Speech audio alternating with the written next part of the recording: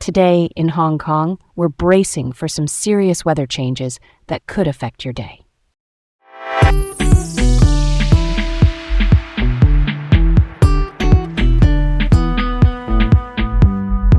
Hi, I'm Leah. And I'm Garrett. Welcome to Laid Back Local, the news of the day with Leah and Garrett, coming to you from Hong Kong. Hong Kong is on alert as the observatory may issue a red rainstorm warning due to intense, thundery showers.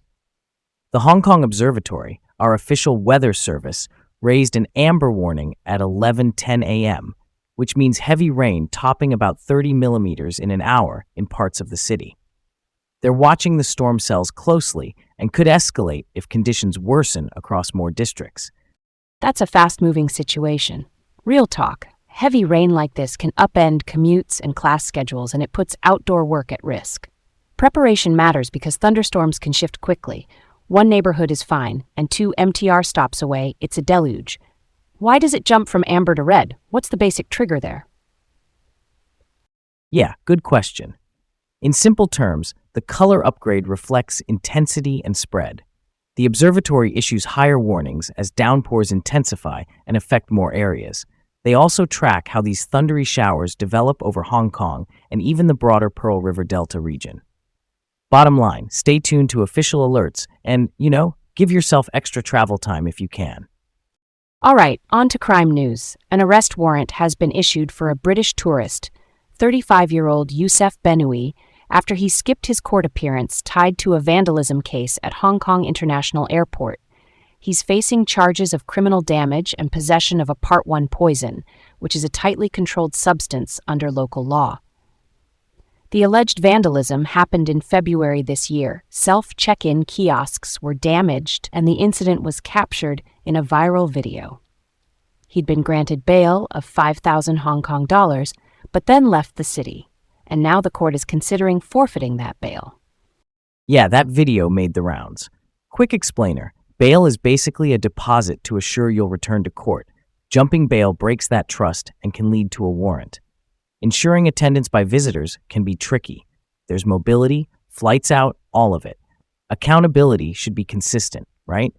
If charges are pending, the process has to play out. Next up, labor policy. Hong Kong is tightening its labor importation rules to protect local jobs, and the changes kick in tomorrow, June 16th. This is under the Enhanced Supplementary Labor Scheme, or ESLS, which is the system that lets employers apply to hire workers from outside Hong Kong for roles they can't fill locally. The Labor Department is rolling out a 2-tier vetting setup with tougher penalties for employers who do not comply. Here's the plain English on the tiers. Tier 1 requires a manning ratio of 2 local employees for every 1 imported worker. Think of manning ratio as the staffing mix an employer must maintain. Tier 2 sets even tighter conditions for industries with very sharp worker shortages. The focus is on safeguarding local livelihoods, especially in sectors seeing higher unemployment, like food and catering and construction. There's also a note that if an employer is hiring persons with disabilities, they can apply a 1-to-1 ratio for imported workers. That's an inclusion-focused tweak. I support moves that protect local workers while still keeping essential roles staffed. Balancing workforce needs with fair access to jobs matters. Otherwise, people feel shut out. Why now? Is this because of the recent review of the scheme and job market pressure? Yeah, that checks out. Officials reviewed the ESLS, and, not gonna lie, the job market signals pushed for guardrails. It's about tightening the process and making sure employers try locally first, with real penalties if they don't follow through. Switching gears just a little, consumer news. Complaints about Hong Kong's claw machines have surged, up more than 760% from 2023 to 2025. That's from 16 cases to 49 and then to 138. The Consumer Council, which is our statutory watchdog for shoppers' rights, says people reported misleading displays, rigged settings, and poor quality prizes as these arcades expanded fast. One example that stuck with me. A woman spent 200 Hong Kong dollars on a machine where the prize contents weren't clear. The council plans a public consultation. That's a formal process to collect public views to tighten rules on how machines are designed and how transparent they must be about what you can actually win. That's so wild. Who knew the arcade boom would need regulation this quickly? It's kind of amusing until you realize it's your wallet on the line. Misleading setups can turn a fun game into a money sink. Greater transparency, like clearer labels and fair settings, feels basic. I'm down for that. Rapid growth can expose gaps, so a consultation to shore up rules makes sense. Last up, travel and lodging. Hong Kong's hotels are facing scrutiny as annual complaints top 1,000. Since 2023, the Consumer Council logged 3,346 complaints tied to lodgings. Around 58% were about contract terminations and amendments, which is just changes or cancellations that got messy. The council is urging hotels and online booking platforms, those are the sites and apps you use to reserve rooms, to make refund and change policies crystal clear.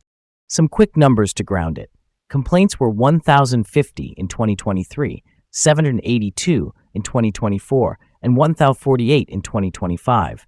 In the first 5 months of this year, there were 466, a 32% jump from the same period last year. One standout case involved a contract worth about 248,000 Hong Kong dollars. After mediation by the council, the situation improved. But wow, that's a lot to be at risk over unclear terms. Totally. Clear communication prevents so many disputes. If policies are upfront, guests know what they're agreeing to, and hotels avoid backlash. That mediation example shows how transparency can turn a no into a yes when the facts are laid out plainly. Let's not let this one slide by. Clarity protects everyone. Thanks for tuning in to Laid Back Local, the news of the day with Leah and Garrett from Hong Kong. Have a great day, and we'll catch you tomorrow.